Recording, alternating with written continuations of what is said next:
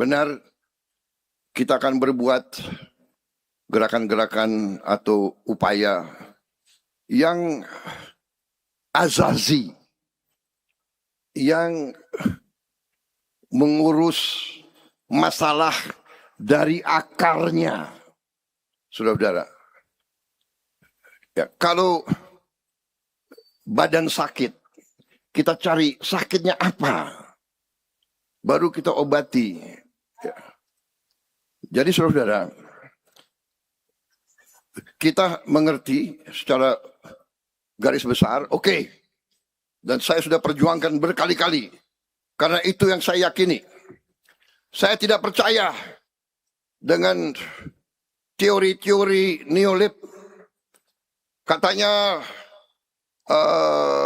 kita berpikir global, tidak ada perbatasan lagi. Ya kan? Jadi ada fahamnya neolib. Kalau kau miskin itu salah kamu. Iya, itu pemikiran mereka. Dan faham neolib itu mengatakan, biarlah yang kaya hanya 1%. Kalau mereka kaya, nanti lama-lama kekayaannya akan menetes ke bawah. Trickle down effect. Saya tanya, kalian percaya nggak akan netes ke bawah?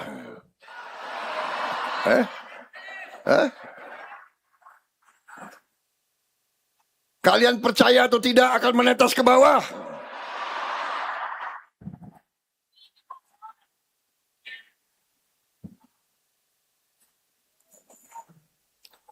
Ada wartawan sih.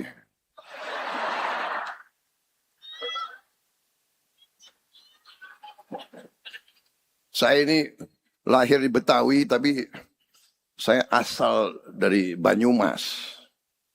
Campur sama Minahasa. Waduh, ini darahnya darah keras semua ini. Tapi saya sudah tua, jadi sudah sabar. Sekarang saya sabar. Kadang-kadang aja kesabarannya hilang. Lupa sudah pensiun. Jadi saudara-saudara, tidak ada, dan pemimpin barat sekarang sudah mengakui mereka sudah meninggalkan neolib. Mereka yang meninggalkan. Amerika, Inggris, Eropa Barat sudah tinggalkan. Hanya di kita, saya nggak tahu ada orang-orang pinter yang entah terlalu pinter atau apa, saya nggak ngerti. Jadi kalau kita mau buat suatu program aliran untuk memperkuat bangsa sendiri, kita diejek, kita dijelek-jelekin, kita difitnah, kita dihajar. Tapi Allah pengaruhna.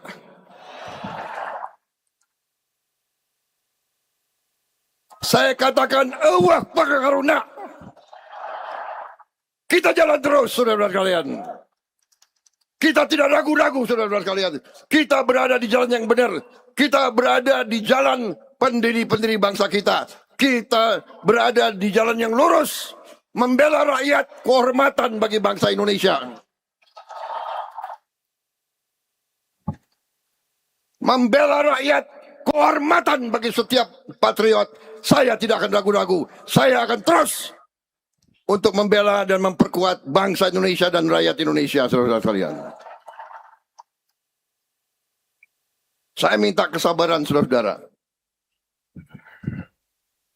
Saudara-saudara, kita sudah buktikan tahun pertama pemerintah yang saya pimpin, kita sudah swasembada pangan, saudara-saudara sekalian.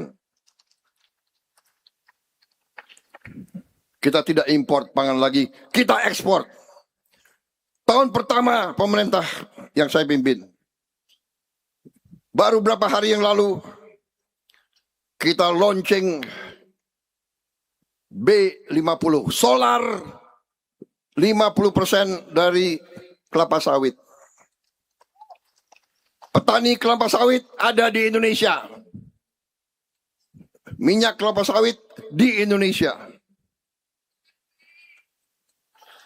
Mulai bulan ini kita tidak import lagi solar dari luar negeri.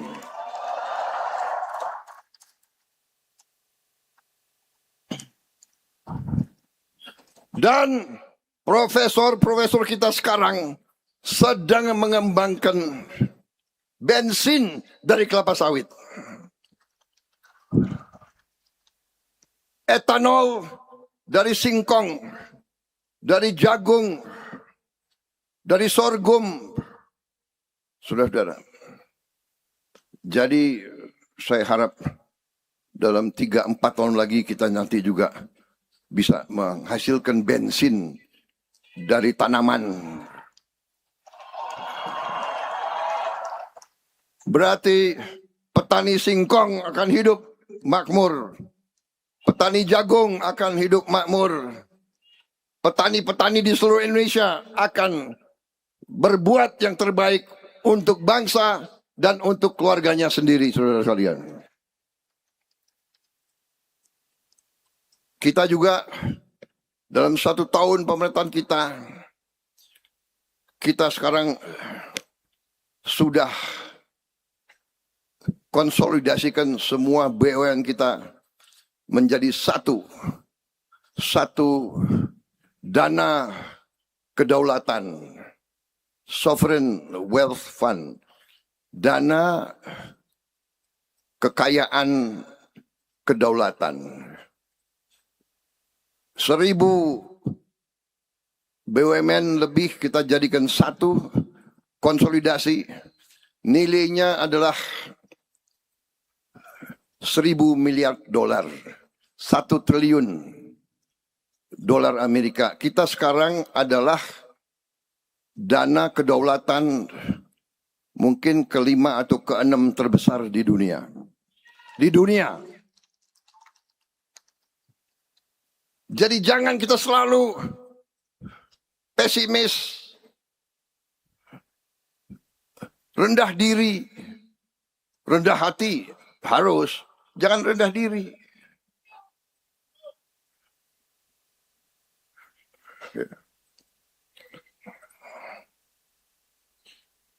Dan BUMN itu akan kita tertibkan. Selama ini BUMN itu sumber korupsi.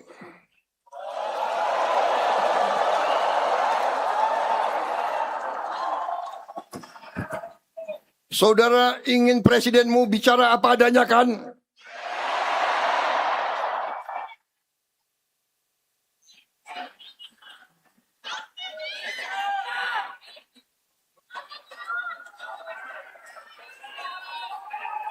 Saya memperingatkan lagi, sekali lagi.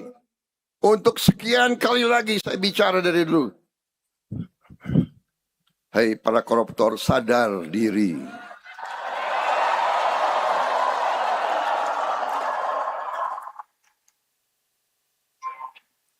Hentikan praktek-praktek kau. Hentikan. Rakyat tidak bodoh. Hentikan. Kembalikan kekayaan rakyat. Kembalikan dengan baik.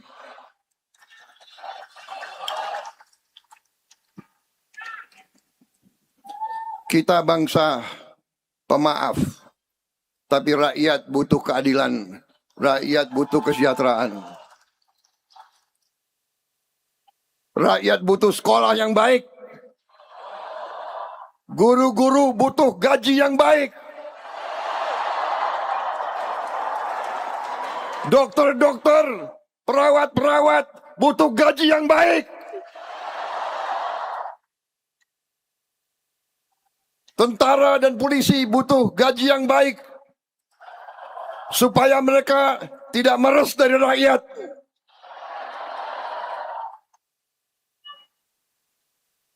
Pegawai negeri butuh gaji yang baik supaya mereka nggak korupsi.